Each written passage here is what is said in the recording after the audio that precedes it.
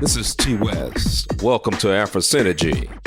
News and information on Africa and the African diaspora.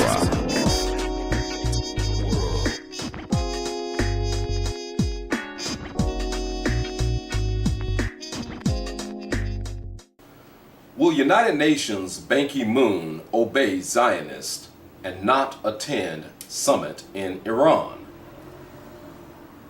Anti-Defamation League urges Ban Ki-moon to shun Tehran's conference. On August 26th, Iran will host the summit of the non-aligned movement nations. The ADL is demanding that Ban Ki-moon not attend this summit, calling Iran's policy extreme and dangerous. However, to date, Iran has not invaded and overthrown another nation.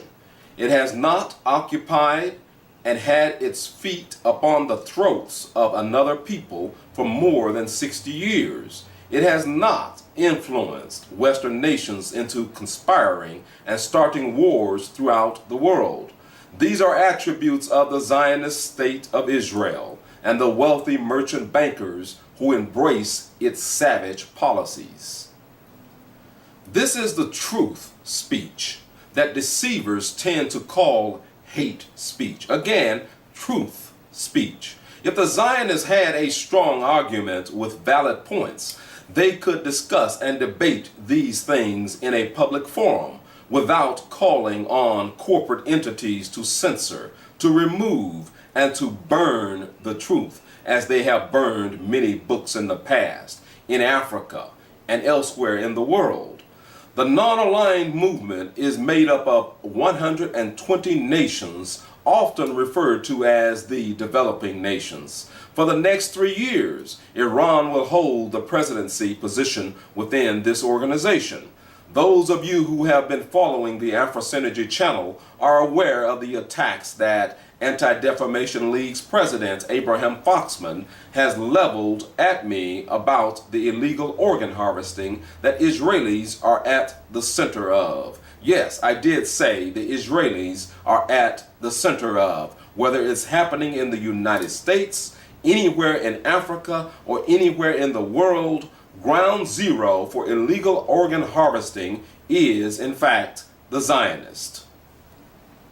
As well, the attack by Foxman dating all the way back to 1991 on the topic of HIV/AIDS among black people and the complicity among the false Jews in manufacturing the synthetic virus under a United States Army program entitled Synthetic Biological Agent. You will never hear or read about Abraham Foxman denying this program ever existed. Why?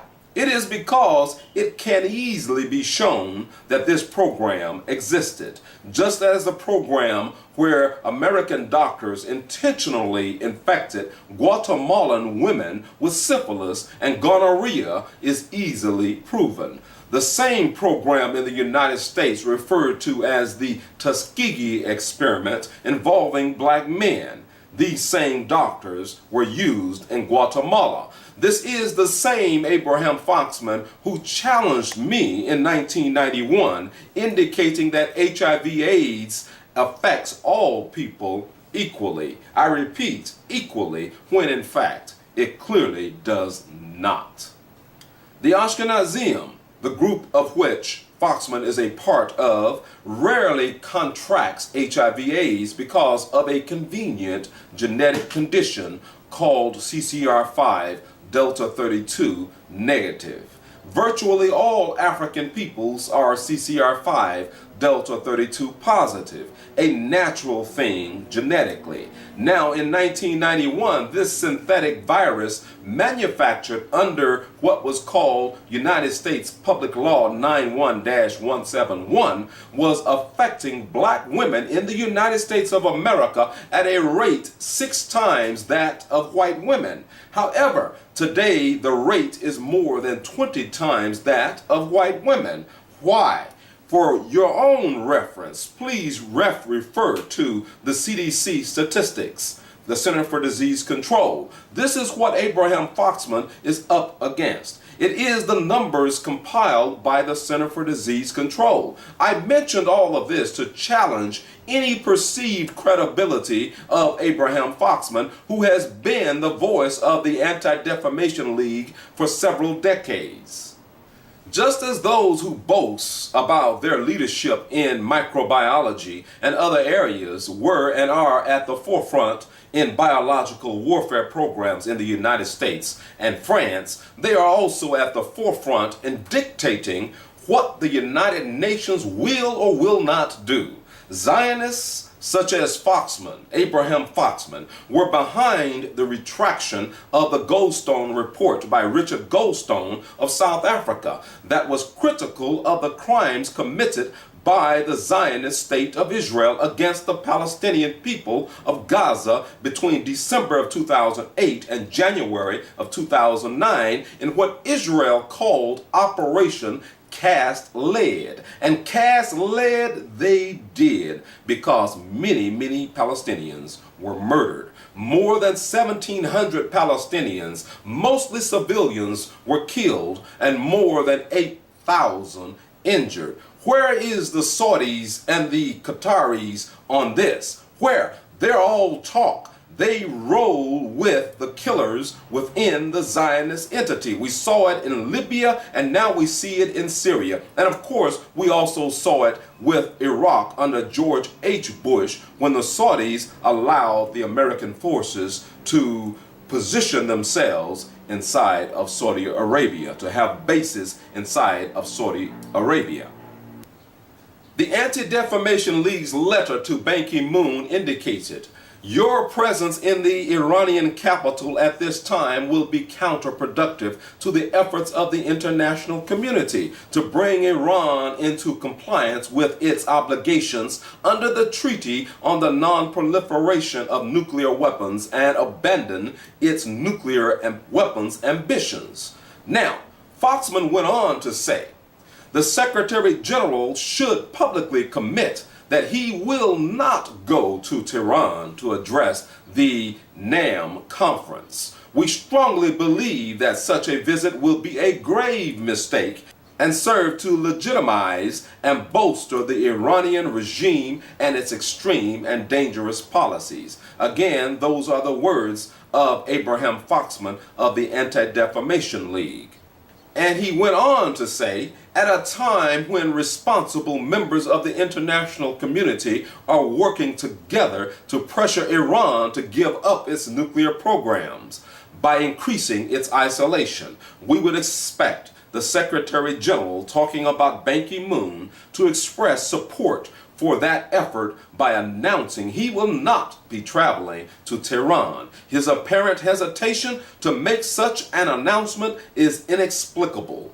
Again, the words of the Anti-Defamation League. Whenever these dictatorial Zionists say international community, they are referring to themselves alone, because they hold nations capital. They hold leaders captive and trembling in fear of offending them. The Zionist goal is to decimate Iran, just as they encouraged it in Iraq, Libya, and now Syria. All of these wars, more or less, used the resources of the United States of America, and all sending the United States further into financial bankruptcy, into a financial abyss.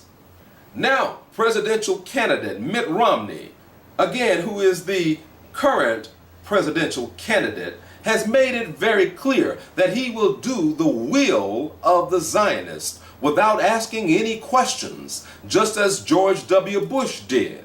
In fact, it was so obvious with Bush that then Israeli Prime Minister Ehud Olmert stated that George Bush does what he tells him to do. What did that bring the people of America? It brought them financial collapse. It revealed the almost $1 trillion that George W. Bush had hidden from his budget in his final year as president in office, which was to prosecute the wars in Iraq and Afghanistan, or in this case, both of those wars. Both of these wars fought in the interest of financial corporate merchants looking to position themselves to take oil, gas, and other resources in those particular countries. Abraham Foxman is one of the drummers, the louder drummers, for the cause of Zionism, which results in the continued downward spiral of the American economy. Now, he is one among many who brands truth and justice as anti-Semitic, when that truth and justice exposes the evil doings of the Ashkenazim and the Sephardim, the twin heads of Zionism. It cannot go without saying that the grand hypocrisy of Zionists, whether they are in the United States Congress, running for president, in the Zionist state of Israel, or the public at large, is inexcusable when they call for the investigation of Iran's nuclear program, while the Zionist nuclear program has never ever been investigated. The Zionists will look at you in arrogance as to indicate this is the evidence of their power and control in the world bodies such as the United Nations, United States, Britain, and France. The Zionist screams that the voices of reason spout vile anti-Semitic rhetoric from UN podiums. Again, the truth and the cry for justice and peace is called anti-Semitic. Only the minds of reprobated persons think in this manner, think in this way. It remains to be seen whether Ban Ki-moon will continue to serve as chief puppet of the Zionists, taking his commands from the tools of the Zionists within the United Nations Security Council, speaking of the United States, Britain, and France. Now, in closing, Kofi Annan, through his actions, told this cesspool of belligerents to hell with them by stepping down as United Nations Special Envoy to Syria, because they were never serious about diplomatically resolving the situation in Syria. Ban Ki-moon, the world is watching you to see if you will break loose from the shackles, the chains of the Zionists, and serve the interests of all members of the United Nations by respecting your invitation to the non-aligned movement group that consists of more than 80% of the nations that make up the nations of the United Nations. Yes, more than 80%. Now, it will be a slap in the face of 80% of the nations of the world should Ban Ki-moon not show up in Tehran to speak. This is T. West with Afro Synergy.